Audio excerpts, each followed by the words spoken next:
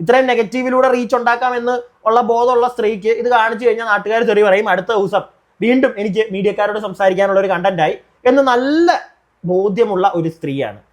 അവരുടെ ഇഷ്ടം. ഞാൻ ഇപ്പോഴും പറയുന്നു, ഞാൻ അങ്ങോട്ട് പറഞ്ഞു സ്വിച്ചേട്ടനോട്, ഇതെന്തോ സ്വിച്ചേട്ടൻ നാളെ വെളുപ്പിനെ വരുന്നതല്ലേ, പിന്നെ നിങ്ങൾ എന്തിനാ ഇത്ര രൂപ കൊടുക്കണം, പോകാൻ പറഞ്ഞു, സമയം പോയില്ല. അങ്ങനെ ഒരിടവേളയ്ക്ക് ശേഷം രേണു സുധി എന്ന അതുല്യ കലാകാരിയെ പറ്റി കുറച്ച് വാക്കുകൾ ഞാൻ മൊഴിയാൻ പോവുകയാണ് സുഹൃത്തുക്കളെ. രേണു സുധി, നിങ്ങൾ നാട്ടുകാര് കുറച്ചും കൂടെ എന്നെ തെറി പറയട്ടെ, എന്നാലേ എനിക്ക് കുറച്ചും കൂടെ റീച്ച് കിട്ടൂ എന്ന് കരുതിയാണോ ഈ സുധിച്ചേട്ടൻ മരിക്കുന്നതിൻ്റെ തലേ ദിവസം പുള്ളി ഇങ്ങനെ കട്ടിലേൽ വന്നിട്ട് മോനെ ഇങ്ങനെ തലോടിക്കൊണ്ടിരുന്നപ്പം എൻ്റെ സുധിച്ചേട്ടാ ഒന്ന് പോയേ സുധിച്ചേട്ടാ, നാളെ രാവിലെ വന്നിട്ട് കാണാനുള്ളതല്ലേ സുധിച്ചേട്ടാ, ഒന്ന് പോയേ നിങ്ങൾ എന്നൊക്കെ പറഞ്ഞ് ഈ ആട്ടി ഓടിക്കുക, ആ തരത്തിലുള്ള സംസാരങ്ങളൊക്കെ നിങ്ങൾ സംസാരിച്ചു എന്ന് നിങ്ങൾ തന്നെ പറയുന്നത് കേട്ടു. അല്ല, ഇങ്ങനെയൊക്കെ പറയുമ്പോൾ, പ്രത്യേകിച്ച് സോഷ്യൽ മീഡിയയിലൂടെ പറയുമ്പോൾ നിങ്ങളുടെ നാക്ക്, ആ നാക്ക് ഇത്തിരി പെശകാന്ന് എല്ലാവർക്കും അറിയാം. നിങ്ങളുടെ വായിൽ നിന്ന് വീഴുന്നത് അത് ആര് കേട്ടാലും എന്താണ് ഈ സ്ത്രീ ഇങ്ങനെ പറയുന്നത് എന്ന് ചിന്തിക്കാൻ തരത്തിലുള്ള രീതിയിലാണ് നിങ്ങൾ പലതും പറഞ്ഞു വെക്കുന്നത്. ചിലപ്പോൾ നോർമലായിട്ടുള്ളൊരു കാര്യമായിരിക്കാം, പക്ഷെ ഇവരത് പറയുമ്പോൾ കേൾക്കുന്നവർക്ക് അരോചകമായിട്ട് തോന്നും. ആ രീതിയിലാണ് ഇവർ പറയുന്നത് മീഡിയക്കാരുടെ ഫ്രണ്ടിലെ. അങ്ങനെ ഇപ്പോൾ ഇവർ 1-2 കാര്യങ്ങൾ പറയുന്നത് എൻ്റെ ശ്രദ്ധയിൽപ്പെട്ടു. ഇതൊക്കെ എനിക്ക് മനസ്സിലാക്കാൻ സാധിക്കുന്നത് വീണ്ടും ഒന്ന് ഇടിവ് വന്നിരിക്കുക, വീണ്ടും ഒന്ന് കത്തി കയറാൻ വേണ്ടിയിട്ടുള്ള പരിപാടിയായിട്ടാണ് എനിക്ക് തോന്നുന്നത്. അതുപോലെ തന്നെ ഒരു ചോദ്യം, ഈ റാസൽ ഖൈമയിലും ദുബായിലും ഒക്കെ സ്ത്രീയെ നിങ്ങളെ ഈ ബാർ ഉദ്ഘാടനത്തിന് മാത്രമേ ആൾക്കാർ വിളിക്കുന്നുള്ളൂ? അല്ല, എനിക്ക് അറിയാൻ പാടില്ലാണ്ട് ചോദിക്കുക.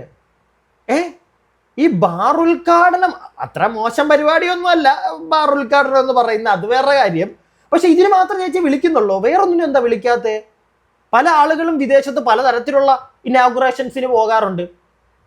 ചേച്ചി കഴിഞ്ഞ ദിവസം ഒരു അമ്പലത്തിൽ മറ്റേ പാട്ട് പാടുന്നതും ഡാൻസ് കളിക്കുന്നതും ഒക്കെ കാണാനൊരു മനുഷ്യനും ഇല്ലായിരുന്നു. ആ ഫ്രണ്ടിൽ ഇങ്ങനെ കൊണ്ടിരുത്തുമ്പം കസേറയിൽ ആ പരിസരത്തൊന്നും ആരും ഞാൻ കണ്ടില്ല. കുറച്ച് കഴിഞ്ഞ് നിന്ന് പാട്ട് പാടുന്നതും ഡാൻസ് കളിക്കുന്നതൊക്കെ കണ്ട്. ചേച്ചി ഇടിവ് വന്നു എന്ന് മനസ്സിലായപ്പോൾ പുതിയ തരത്തിലുള്ള പരിപാടികൾ ഇറക്കുകയാണോ? അല്ല, ആളുകൾ ചോദിക്കും, ഇവർക്ക് ബാർ ഉദ്ഘാടനം മാത്രമേ ഉള്ളൂ, അല്ലെങ്കിൽ ഇവരെന്താ സ്വന്തം ഭർത്താവിനെ ഇങ്ങനെ ഓടിച്ചു വിട്ടതിനെ പറ്റിയൊക്കെ വന്നിരുന്ന് പറയുന്നത്? ഇങ്ങനെയുള്ള സംസാരങ്ങൾ വരത്തില്ലേ? പ്രത്യേകിച്ച് ഞാൻ നേരത്തെ പറഞ്ഞ കണക്ക് രേണുവിൻ്റെ നാക്ക്, ഈ ഓൺലൈൻ മീഡിയക്കാരെ ഒന്ന് കാണാതെ മുണ്ടാതിരുന്നാൽ രേണു സുഖമായിട്ട് അങ്ങ് പോകുമെന്ന് നമ്മളെല്ലാവരും കരുതും. പക്ഷെ ഇല്ല, രേണുവിൻ്റെ മാർക്കറ്റ് ഇടിഞ്ഞു പോകും. അതുകൊണ്ടാണ് രേണു മനഃപൂർവ്വം ഈ ഓൺലൈൻ മീഡിയക്കാരെ കണ്ടിട്ട് അങ്ങോട്ട് കുത്തിയിരുന്ന് അവരാധിക്കുന്നത്. മനസ്സിലായോ? ഏതെങ്കിലും ഒരു വീഡിയോ ചെയ്ത് കഴിഞ്ഞാൽ ഉടനെ അത് കുത്തിയിരുന്ന് കണ്ടിട്ട് അടുത്ത ഓൺലൈൻ മീഡിയക്കാരനെ കാണുമ്പം അങ്ങനെ പറഞ്ഞു, എൻ്റെ വയറ് സാരി ഉടുക്കുമ്പം കാണുന്നു, എന്താണ് എൻ്റെ ശരീരമല്ലേ, എൻ്റെ സാറിയല്ലേ, എനിക്ക് സാറി ഇഷ്ടമുള്ളവല്ലോ ഉടുത്തൂടെ? വസ്ത്രധാരണമൊക്കെ ഒരാളുടെ പേഴ്സണൽ ഇഷ്ടമാണ്.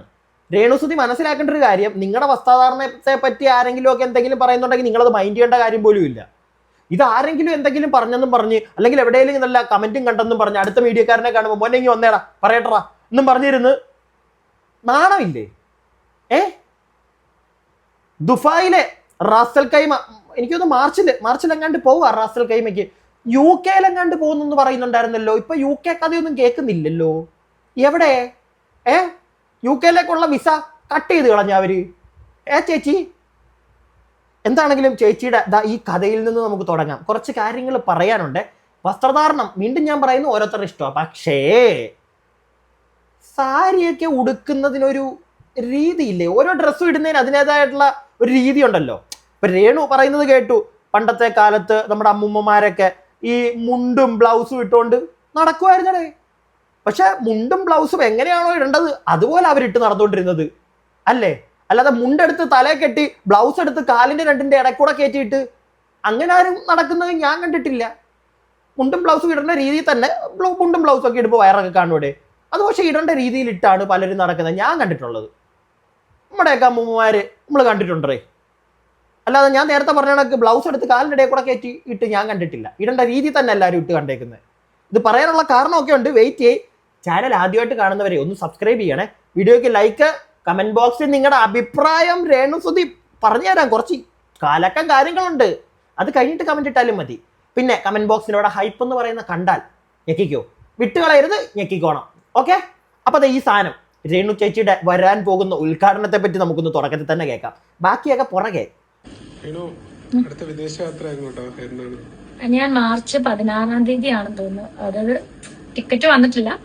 16-നോട് ഞാന് റാസൽ ഗെയിമിൽ പോണ UAE. അതായത് എന്നെ ആദ്യം ദുബായിൽ പാപ്പിലോണിൽ കൊണ്ടുപോയ റോബി ചേട്ടനൊക്കെ ഉണ്ട്. അപ്പം അവരുടെയൊക്കെയാണ് അടുത്ത ഒരു റെസ്റ്റോറന്റ് ആണ്, ചെമ്പരത്തി എന്നാണ് റെസ്റ്റോറന്റ് പേര്. SH ഹോട്ടലിലാണ് ചെമ്പരത്തി, അതിന്റെ ഗ്രൗണ്ട് ഫ്ലോറിലാണ് ചെമ്പരത്തി റെസ്റ്റോ ബാർ. അപ്പൊ എന്തായാലും അതിന്റെ പ്രൊമോഷനും ഗ്രാൻഡ് ഓപ്പണിംഗും ഒക്കെയാണ്. അടിപൊളി പരിപാടികളൊക്കെ ഉണ്ട്. അപ്പൊ അവിടുത്തെ മലയാളീസ് എല്ലാം ഞാൻ നിങ്ങളെ കാണാൻ വരുന്നു.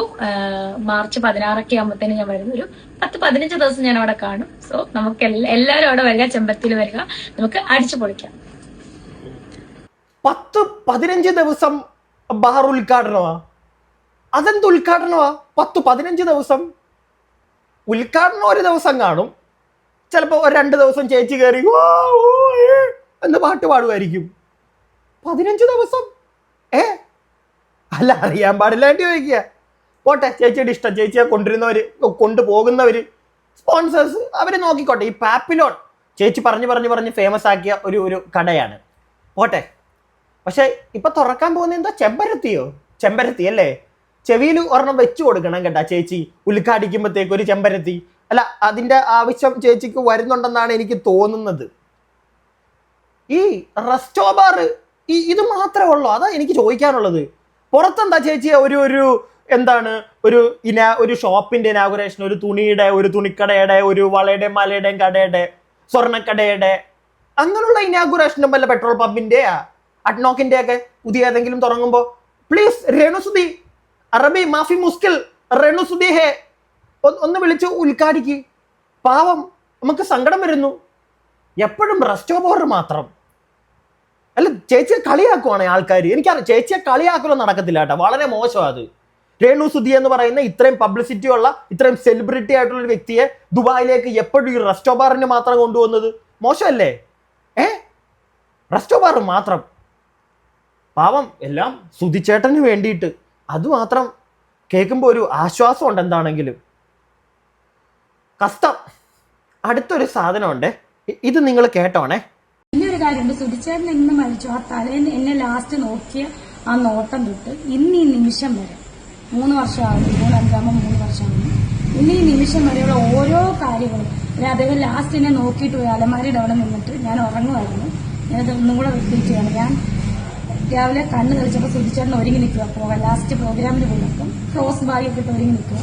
എന്നിങ്ങനെ കുറെ നേരം സൂക്ഷിച്ച് നോക്കി നിൽക്കുക. അങ്ങനെ നോട്ടം പതിവില്ല, ആള് പോവാന്ന് പറഞ്ഞ് പോവാ. അല്ലെങ്കിൽ അപ്പൊ ഞാൻ ചോദിച്ചാൽ എന്താ നേരത്തെ അപ്പം പറഞ്ഞു പോകട്ടെ, സമയം ഇത്രയും ലേറ്റായി, നീ നോക്കെന്ന് പറഞ്ഞപ്പോൾ ഞാൻ നോക്കിയപ്പോഴാണ് 7 മണി കണ്ടാകും. അപ്പൊ ആളെ നോക്കിയപ്പോഴത്തേനും ആളെന്നെ കുറെ നേരം ഇങ്ങനെ നോക്കി നിന്നു. അപ്പം ഞാൻ എന്താ ഒന്നുമില്ല, ഞാൻ പോവാന്ന് പറഞ്ഞപ്പം എന്നെ ഇങ്ങനെ, ഞാനും കുഞ്ഞും കിടക്കുക, എന്നെ ഇങ്ങനെ തൊടാതെ ഇങ്ങനെ മാറി നിന്നിട്ട് കുഞ്ഞിനിങ്ങനെ കുറെ നേരം ഉമ്മ കൊടുത്തു. അപ്പൊ ഞാൻ അങ്ങോട്ട് പറഞ്ഞു സ്വിച്ചേട്ടനോട്, ഇതെന്തോ സ്വിച്ചേട്ടൻ, നാളെ വെളുപ്പിനെ വരുന്നതല്ലേ, പിന്നെ നിങ്ങൾ എന്തിനാ ഇത്ര നേരം ഉമ്മ കൊടുക്കണം, പോകാൻ പറഞ്ഞു, സമയം പോയില്ല. എന്തിനാ സുധിച്ചേട്ടാ? സ്വന്തം മോനല്ലേ, അങ്ങനെ ഒന്നും ഉമ്മ കൊടുക്കരുത്. നിങ്ങൾ നാളെ രാവിലെ വരുമല്ലോ, നിങ്ങൾ ഉമ്മയൊന്നും കൊടുത്തിട്ട് പോകണ്ട. എന്തോന്നടേ ഇത്? ഇങ്ങനെയാണോ രേണുസുതി പറയേണ്ടത്?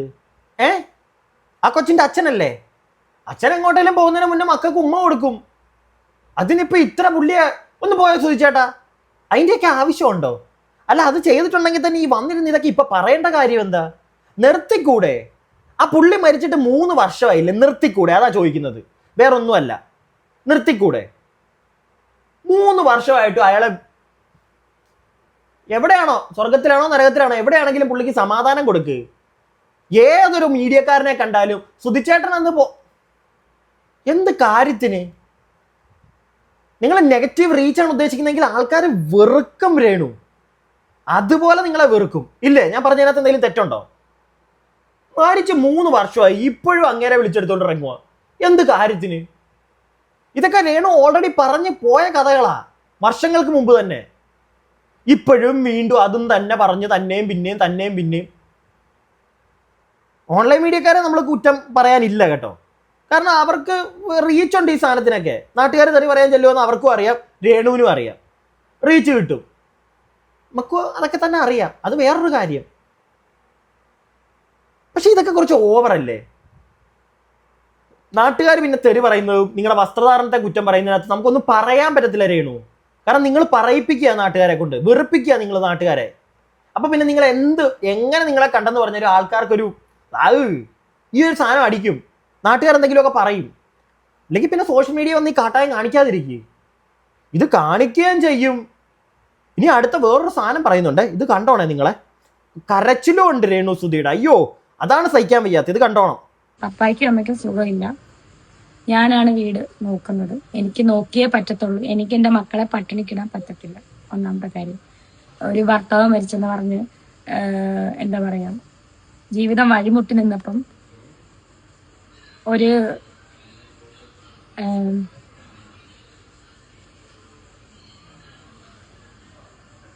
എന്തോ ഒരു ഭാഗ്യം പോലെ ചെറിയ ചെറിയ ആൽബങ്ങളും ചെറിയ ചെറിയ കാര്യങ്ങളും നാടകവും നിങ്ങൾക്കറിയാലോ, അങ്ങനെ വന്നതാണ് ഞാൻ. നാടകത്തിലൊക്കെ ഉണ്ടായിരുന്നു, എനിക്കറിയാൻ പാടില്ല, ഇങ്ങനെ ഞാൻ പറഞ്ഞു കേട്ടിട്ടുണ്ട്, ഞാനെങ്ങും കണ്ടിട്ടില്ലേ. പിന്നെ ഈ ഇമോഷണൽ ആകുമ്പോഴത്തേക്ക് എന്താണെങ്കിലും ഒരാള് മനസ്സ് തട്ടി ഇമോഷണൽ ആയാൽ ഉറപ്പായിട്ടും കണ്ണൊന്ന് നനയും, ഇല്ലേ? ഒന്ന് നിറയുകയെങ്കിലും, നനഞ്ഞ് തുളുമ്പണ്ട, ഒന്ന് നിറയും. എനിക്ക് ആ കണ്ണ് കണ്ടിട്ട് അങ്ങനൊന്നും തോന്നുന്നില്ല, എനിക്ക് തോന്നുന്നില്ല.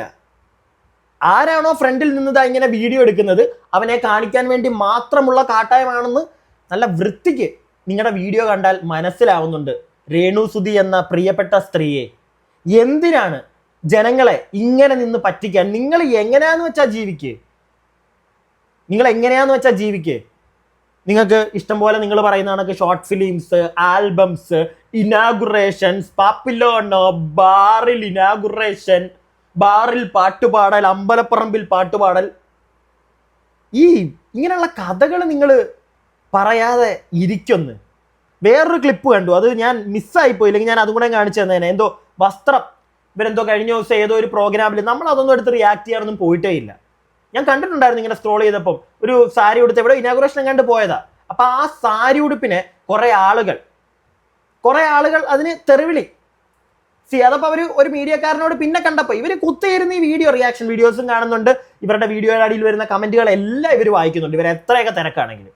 അതുകൊണ്ടാണ് ഇവർ അടുത്ത ഒരു ഇനാഗുറേഷന് പോയി അവിടുന്ന് എന്തെങ്കിലും ഒരു സാധനം അവർക്ക് മീഡിയക്കാർക്ക് ഇട്ട് കൊടുക്കും, അവരതെടുത്ത് നമ്മളെയൊക്കെ കാണിച്ചു കഴിയുമ്പോഴത്തേക്ക് തെറിവിളി വരും. അതെന്താണെന്ന് നോക്കിയിട്ട് ഇവർ അടുത്ത ഏതെങ്കിലും ഒരു പരിപാടിക്ക് പോകുമ്പോൾ അവിടെ അടുത്ത മീഡിയക്കാരനോട് ഈ കഥ പറയും.